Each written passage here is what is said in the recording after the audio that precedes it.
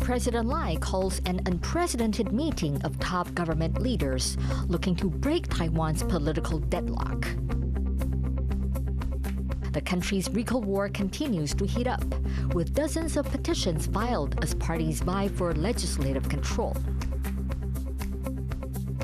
Trump's new tariffs on steel and aluminum could put Asian allies in the crosshairs. Plus, a group of kids makes a challenging trek across the width of Taiwan.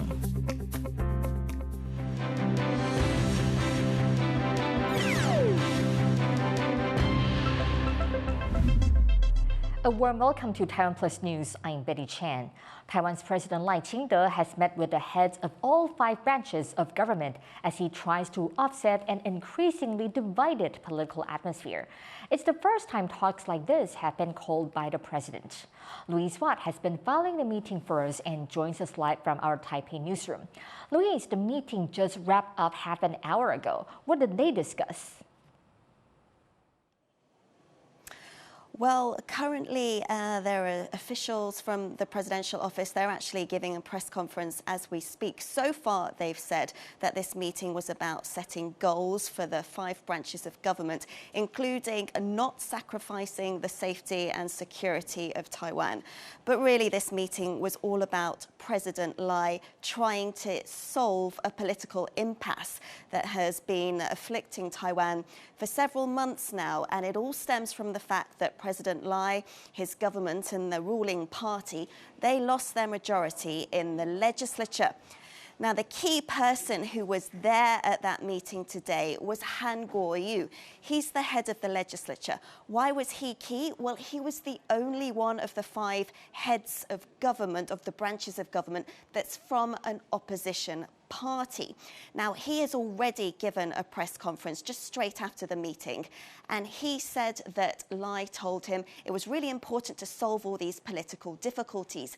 Han said he told Lai in turn that it's really important and he wants Lai to use his power to stop recall campaigns that are going on. That's campaigns to remove dozens of opposition lawmakers.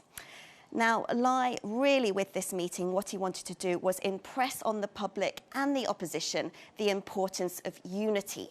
Before the meeting started, he actually alluded to world events. He said that he spoke about how the world is facing severe problems, an uncertain geopolitical environment, and also the rapid development of AI. And he said Taiwan itself also faces threats from China, including military intimidation and influence campaigns. And then he said this. 在这些挑战之下，台湾必须团结一致，团结才有力量，强化国防，发展经济，建构全社会防卫韧性，并且跟民主阵营肩并肩、紧密地站在一起，也才能够因应变局。 So he's getting across his point, which is Taiwan's political parties have to come together. But again, this meeting today was between the heads of the branches of government. It wasn't with President Lai and representatives of the opposition. So they haven't been able to agree anything that's going to see an immediate or even a quick end to the political impasse. Thanks for the update, Louise. That was Louise Watt in our Taipei newsroom. While President Lai tries to get the 5 branches of government on the same page, there were no signs of a let-up in political hostilities. Another batch of recall petitions were handed in even as the president held the meeting. Our reporter Tiffany Wang has more from outside the Central Election Commission in Taipei. Tiffany, what does this latest round of recall petitions signal?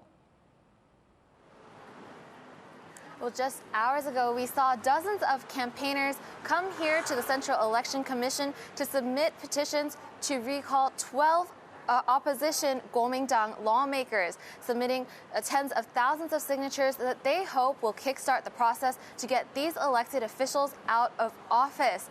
And they had representatives from all over Taiwan come to voice their support for this movement. And they even came from here in the capital in Taipei to Taichung on the west coast, and even flying in from as far as the outlying islands of Jinmen, which are just 3 kilometers away from the coast of China. And some of the representatives stated that they were especially concerned about KMT lawmakers' connections to China and what that could mean for national security in Taiwan. 不是对少数立委有仇恨，也不是在帮民进党争回国会的多数，而是大家都看清了，我们国会的蓝白立委都听命于傅昆萁，而傅昆萁则直接听命于北京的中共政协主席王沪宁。 These 12 KMT lawmakers join a growing list of politicians in Taiwan facing recall campaigns. That number is now over 40 across party lines. And campaigners on both sides cite national security concerns as well as corruption concerns. And most recently, we've even seen anger over budget cuts to the government's central budget. Those cuts were led by the KMT. And we saw another statement by 200 writers who were angered over cuts to the Ministry of Culture. Now, this is all part of growing chaos between the political parties and the branches of government in Taiwan. And this is just the latest battle in the fight for power in the legislature, where no party holds a majority. And what's the next step for these recalls? Well, this is just the first round of signatures. There will be a second round of signature petitioning. If enough of those signatures are verified, then these officials will be officially put to a recall vote, which means that this year we could see potentially over 40 recall votes. And if all of those officials are successfully recalled, we could see 40 by-elections to replace them. Of course, that's still a long ways to go. And with President Lai's meeting earlier today, it's possible that we could see a cool down to all these tensions brewing in the political atmosphere here. Thanks, Tiffany. That was our reporter Tiffany Wang at the Central Election Commission. Chip-making giant TSMC expects its first quarter revenue to be about $25 billion, the lower end of its guidance range due to damage caused by an earthquake in January. The firm says some of its wafers were, quote, impacted and had to be scrapped due to the 6.4 magnitude earthquake and the aftershocks that followed. Total related losses are estimated to be around $160 million. TSMC says it's working to recover lost production and has not changed its full-year outlook. Steel and aluminum are the latest targets of Donald Trump's escalating trade policy. The U.S. president says he intends to introduce 25% tariffs on all U.S. imports of the two metals. It's a move that catches several of Washington's allies and partners here in Asia in the crosshairs. Joyce Zeng has more.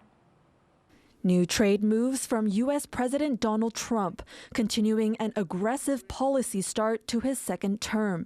Just days since the U.S. reached deals with Canada and Mexico to avoid tariffs Trump threatened on all goods from the two countries, Trump now pledging 25% tariffs on two major metal imports. Any steel coming into the United States is going to have a 25% tariff. What about aluminum, sir? Aluminum, too. Both Canada and Mexico are major aluminum suppliers to the U.S., Canada leading imports in primary aluminum metal by far, accounting for nearly 80% of total imports for almost all of 2024.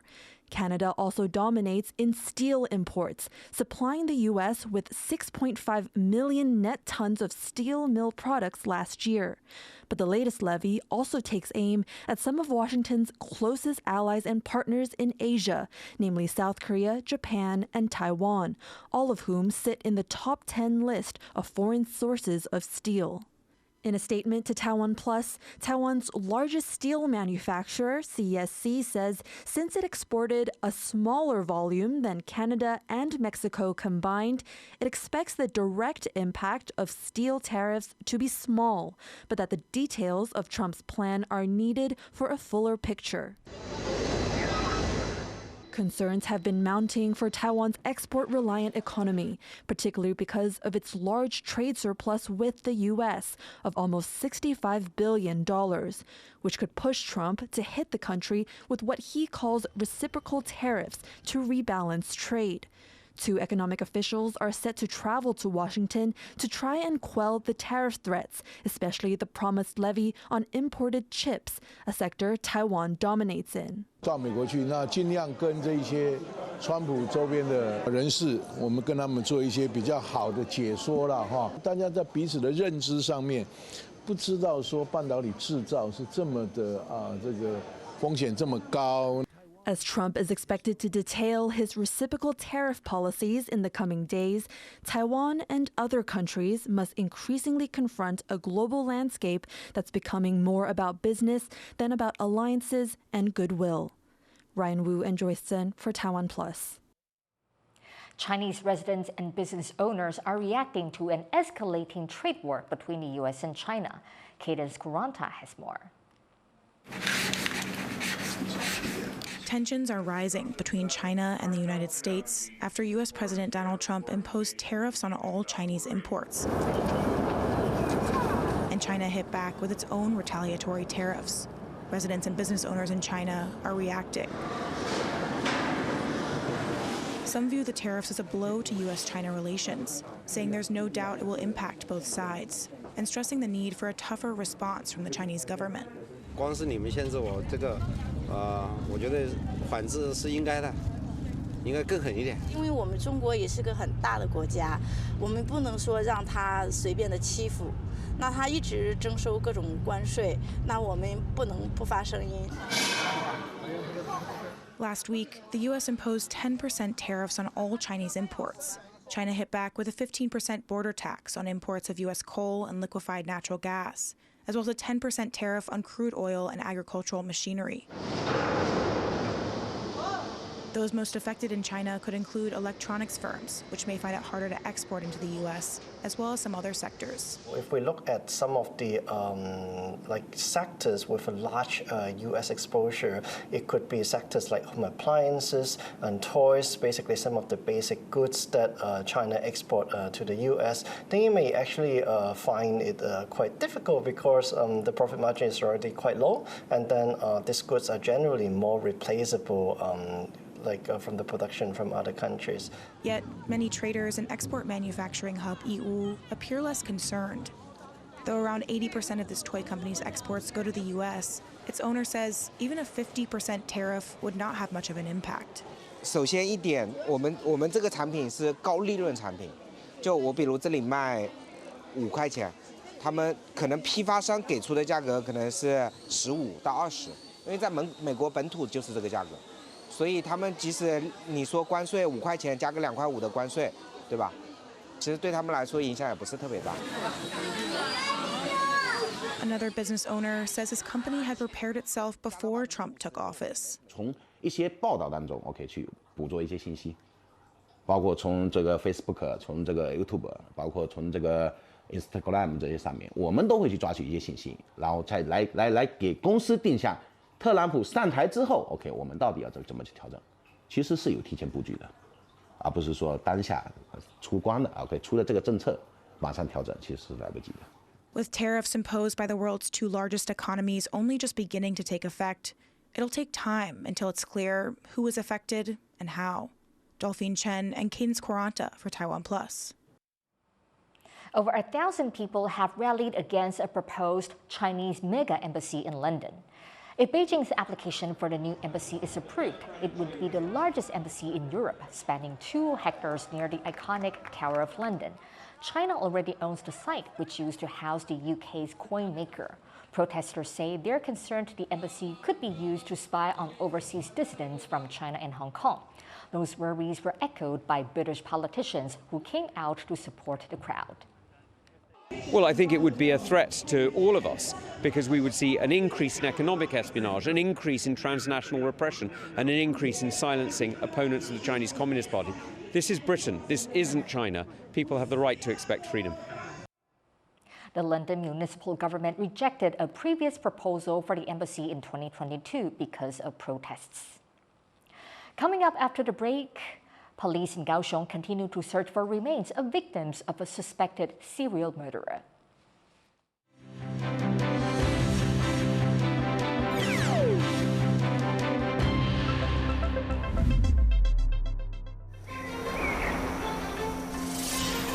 Taiwan, a true paradise for plant lovers. Home to ancient forests that whisper tales of time. Each flower blooms with unique beauty. Visit the caretakers who nurture these green jewels. I'm Jason. Follow me and my friend Trevor to enjoy the amazing botanical wonders. Explore culture and traditions deeply rooted in Taiwan's verdant landscapes. We got our broom.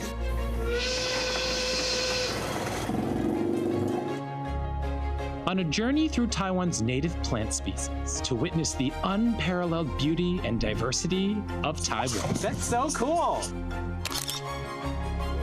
Botanical Wonders, every Wednesday, 8:15 p.m. on TaiwanPlus. Hey guys, this is Dennis from the Taipei Tonight Show. I want to thank you all for watching and supporting our show. Now we have a jam-packed season coming your way, from business to sports, entertainment to culture. Singers, actors, songwriters, all are going to be on the stage. Oh, remember that good-looking dude from The Brother Son, Justin Chan? That's right. He's going to be on the stage with me. Oh, and also my good friend Archie Gao from CSI. He's going to be on this stage with me. And also from Taiwan, the beautiful comedian Kylie. That's right. She's going to be on the stage with me. We have been busy recording, not just in the studio, but out of the studio as well. We brought the whole crew to the Sundance Film Festival 2024 in Taipei, and also the Taipei Fashion Week. So don't miss out. Tune in to the Taipei Tonight Show.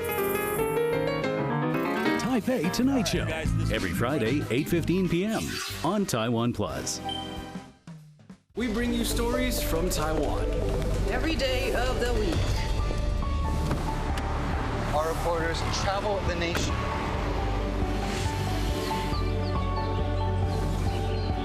Exploring the issues that matter to you. News from here in Taiwan and around the world. What's up, Taiwan? On TaiwanPlus.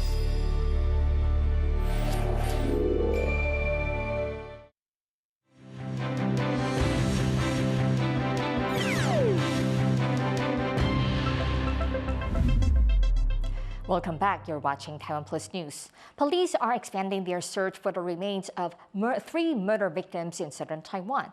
They've already recovered some body parts from a Kaohsiung river. And as John Ventres reports, they hope to find more evidence that will seal this case. Divers make a grisly discovery: several body parts belonging to 2 murder victims. It's the latest evidence in the case of an alleged triple killing that's shocked the southern port city of Kaohsiung. And it raises questions of whether there's more evidence out there. 73-year-old suspect Zhang Jiezong says he is innocent of the killings. But police say what they found puts that in doubt. 虽然他死口狡辩抵赖，但是他还是逃不过铁的证据。 There's surveillance footage of him with 2 of the victims before their deaths. One appears to have given Zhang a ride on February 2nd. Investigators have found this woman's blood in Zhang's home, as well as footage showing him going in and out of his home with black plastic bags the following morning. 这个案子比较好的就是它有影像，又找到内脏啊等等这些，基本上就活不了了嘛。在室内又找到有血迹，我想这样的一个关联性，那就看检察官、法官对于这些基证的串联。 But this is not an open and shut case, and there are still gruesome questions police need to solve. Based on a sheet of paper written with names in Zhang's home, police believe there were 4 targets. 2 names match the remains found so far. One person on the list is alive and well, a target who got away. But what about the last name? It's Zhang's sister-in-law, missing since December. There's a suspected DNA evidence match here, too. But while police expect to find another dismembered body, they're not sure where to look. Some lawyers, though, think a link with the other cases may not be too hard to find. 极大量的血迹足以致命，或者说部分遗体啦，用这个方式来做证明，或者其他被推下断崖或推到海里面相关的基证的话，也可以证明说他已经死亡，应该就可以达到这个起诉的门槛。So investigators are spreading out, looking in Kaohsiung's harbor, at the local garbage incinerator, and possibly even the suspect's septic tank for clues, in the hope that they fill in the blanks and see justice served. Hank Xu and John Van Trieste for TaiwanPlus. The U.S. president has doubled down on his Gaza plan, telling reporters he's committed to taking the territory, but that he could allow countries in the Middle East to rebuild parts of it. I'm committed to buying and owning Gaza. As far as us rebuilding it, we may give it to other states in the Middle East to build sections of it. Other people may do it through our auspices, but we're committed to owning it, taking it, and making sure that Hamas doesn't move back. Trump also said he was open to the possibility of allowing some Palestinian refugees into the United States. He has already talked of permanently resettling Palestinians who live in Gaza, a suggestion that has caused outrage in the Middle East and elsewhere. Egypt says it will host an emergency Arab summit to discuss what it calls new and dangerous developments relating to Gaza. At least 33 people have been killed in fighting between Maoist rebels and government security forces in central India. Authorities in Chhattisgarh say 31 rebels and 2 police officers were killed in fighting on Sunday. The rebels, inspired by Chinese Communist Party founder Mao Zedong, have been fighting the Indian government since the 1960s. They say they're fighting for the rights of India's poorest peoples and are demanding more land control for impoverished farmers. Taiwan's government is buying more flu vaccines to meet soaring demand. The cabinet has approved the purchase of 100,000 more doses, which it hopes to start administering next week. The jabs are earmarked for at-risk groups like seniors, young children, and people with chronic diseases. There's been huge demand for flu vaccines in Taiwan after celebrity Barbie Hsu died from flu complications while vacationing in Japan last week. A group of young kids has made a challenging trip by foot across the width of Taiwan. Cindy Chi brings us the story about their journey. Snacks, a pair of sunglasses, a team flag, and she is ready to roll. 12-year-old Li Yan is on a mission. To complete a journey few of her peers have made, traveling hundreds of kilometers by foot, over high mountain passes and across rugged terrain to traverse the width of Taiwan. 我觉得蛮期待，因为是最后一天，希望可以完成。For the past 3 years, Li has sacrificed part of her winter vacation to take on this challenge.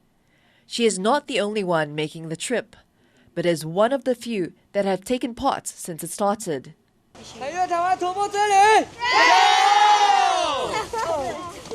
The journey begins at National Donghua University in eastern Taiwan and ends at the Galmei wetlands on the west coast. Taking place over 16 days, the route covers around 280 kilometers, with a total elevation gain of over 4,400 meters. 学习的方式有很多啦，有些可能是精神面，那有些可能是实地的来去做一些知识面的学习。对，那像我们这趟旅程其实就有教小朋友许多的学习的知识，包含可能野外求生、环境保育。教练教我们那个生火，用打火石生火，然后还有那个就是在爬山的时候用看那个离线地图。烧起来了，烧起来！继续丢，不要再丢卫生纸了，这时候拿干草，拿干草。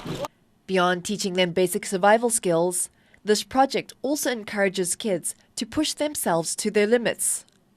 For any adult, this journey would be a serious challenge, but these kids are taking it in their stride, with the most challenging day covering up to 35 kilometers, walking from 9 a.m. to 11 p.m. Their coach says that day was the most unforgettable part of the journey. One of the kids had such severe muscle soreness, he was forced to use a wheelchair. But that did not stop the team from going forward. 当时其实小朋友们他们就自发性的，可能两的，大家互相扶持，都是大家肩并着肩，然后一起陪着，他们各自用自己的方式来陪着队友一起撑过那个比较艰辛的过程。这样。As the group reached the finish line, parents waited eagerly to congratulate them on their accomplishment.